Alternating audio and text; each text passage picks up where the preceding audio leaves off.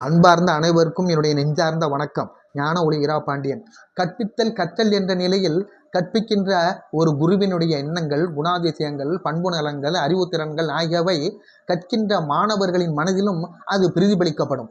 உதாரணமாக, ஒரு விளக்கில் இருந்து எப்படி கண்ணாடி ஒளியை வாங்கி பிரதிபலிக்கப்படுகிறதோ அதே போலதான் கற்பிக்கின்ற ஒரு குருவினுடைய எண்ணங்கள், பண்பு நலன்கள், அறிவுத்திறன்கள் ஆகியவை கற்கின்ற மாணவர்களின் மனதிலும் அது பிரதிபலிக்கப்படும். உதாரணமாக, ஆசிரியர் ஒரு கண்ணாடி என்றால் எப்படி கண்ணாடியில் ஒளி ஊடுருவும் சிவப்பு நிற பேப்பரை ஒட்டும்போது எப்படி பார்ப்பதெல்லாம் சிவப்பாக தெரிகிறதோ, அந்த கண்ணாடியில் ஒளி ஊடுருவும் மஞ்சள் நிற பேப்பரை ஒட்டும்போது எப்படி பார்ப்பதெல்லாம் மஞ்சள் நிறமாக தெரிகிறதோ, அந்த கண்ணாடியில் ஒளி ஊடுருவும் பச்சை நிற பேப்பரை ஒட்டும்போது எப்படி பார்ப்பதெல்லாம் பச்சையாக தெரிகிறதோ, அதே போலதான் கற்பிக்கின்ற குருவுக்கும் கற்கின்ற மாணவர்களுக்கும் இடையே உள்ள ஒரு இணைப்பு.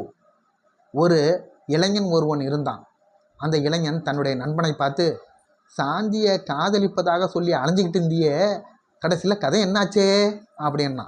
அதுக்கு அவனுடைய நண்பன் சொன்னான், சாந்தியை காதலிப்பதற்காக அவனுடைய லோலோன்னு அலைஞ்சிக்கிட்டு இருந்தேன். அவங்க அப்பா லொல்லொன்னு குறைச்சதுனால அது கடைசியில் நாய் கதையாச்சு அப்படின்னு கதையை முடித்தான். பக்கத்தில் ஒரு பெண் இருந்தாள். உங்களுக்கு கவிதையெல்லாம் எழுத தெரியுமா என்றாள். ஓ, எழுத தெரியுமே என்று சொல்லிவிட்டு அவன் ஒரு கவிதையை சொன்னான். என்ன கவிதை தெரியுமா? சரசு, லேசாக என் மேலே கொஞ்சம் உரசு அப்படின்னா.